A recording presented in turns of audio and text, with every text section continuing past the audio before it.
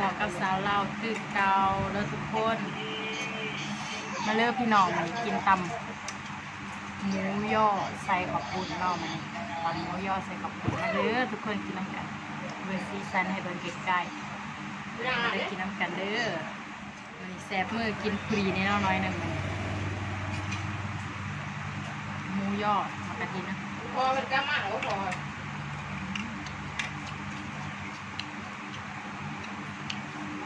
พ่อค้าเดี๋ยวก็มากพอถักไก่ก็มากแล้วเนี่ย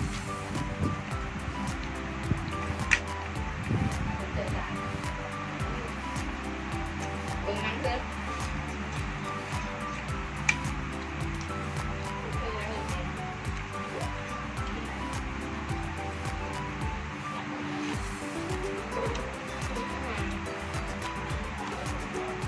ถ้ามีเพื่อนเกิดอย่างนั้นสะอมเนาะมุมเกาหมองเกาเลยทุกคนเล่นบอดี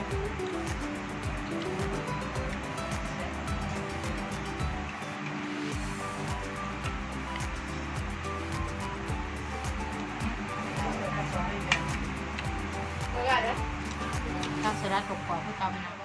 นะ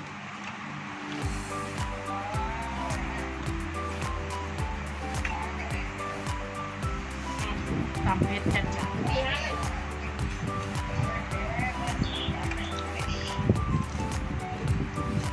จ๊งเลยเขาบอก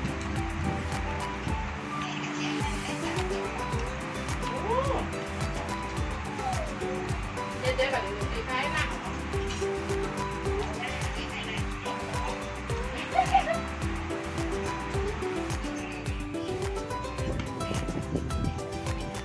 แซ่บเลยกินบ่มีเบื่อเนาะ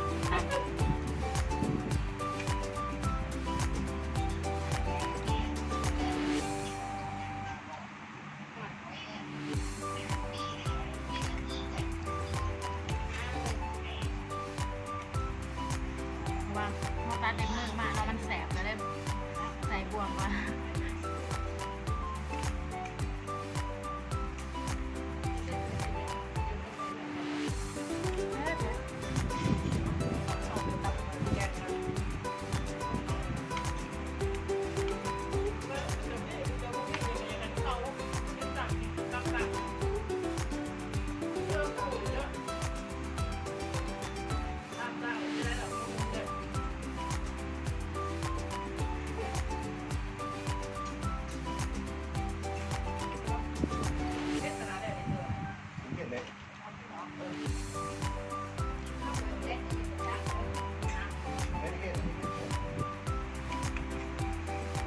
ใส่บวงมาถนัดใส่มือเกาพี่น้อง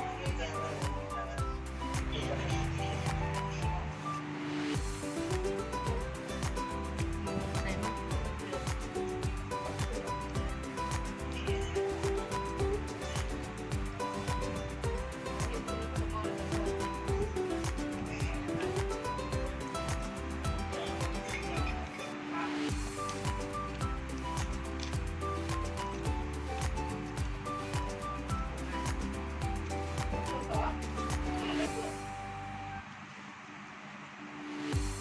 ใส่มือ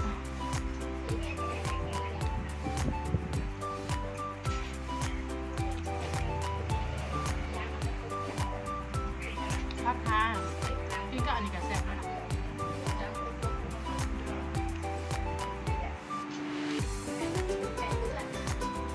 ข้าวแม่แซ่บเลยมาลองมากินเบิ่งนะ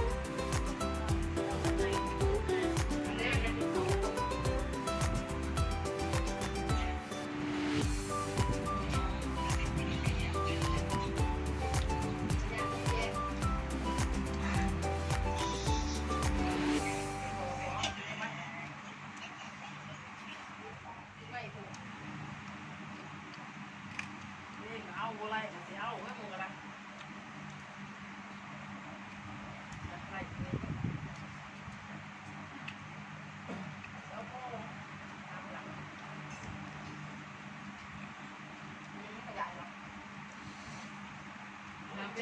ถูกเลย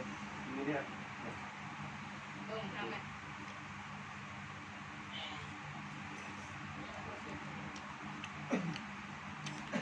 ไปนั่ง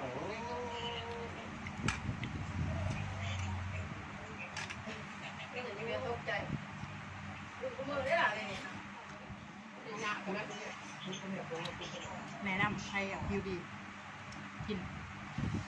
หมักอันนี้ กินมะเขือเด่น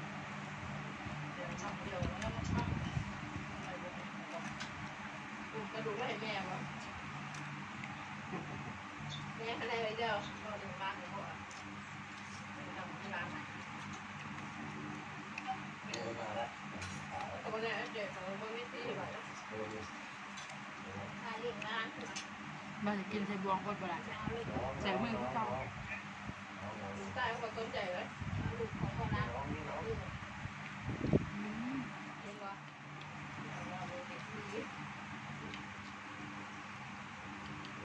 หมอนางตายแล้ว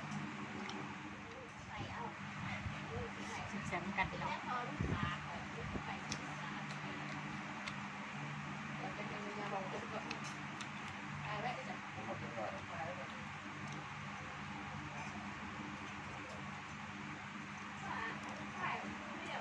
เอ้ยมีกระดังเลยโอ้ยปวดจับมันกูอยู่ก็ได้จิตหลายรังมันแข็งเลยคุณรังอยู่โอ้ยเสียขนาดนั้นเลยเสียจะได้ดีทีนี้หนาเลยตายเอาเริ่มไปแล้วพักขา ขาดเลยอีดี เดี๋ยวเสียบ้องนะไอ้ซี่นี่มันได้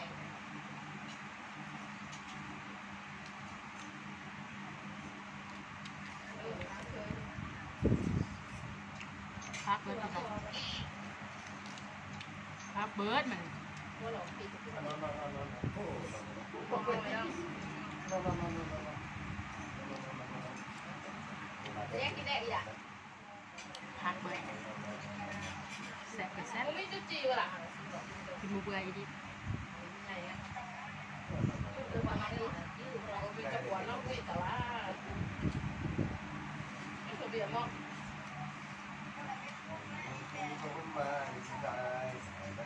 เอาอาทิตย์เดียวสิพูดดิ เข้ามากินกันยาก เฮ็ดแห้ง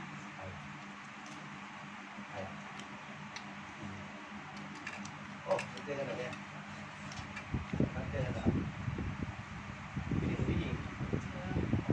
หัว บอกกินเกลือด้วยกินเกลือด้วยจ้า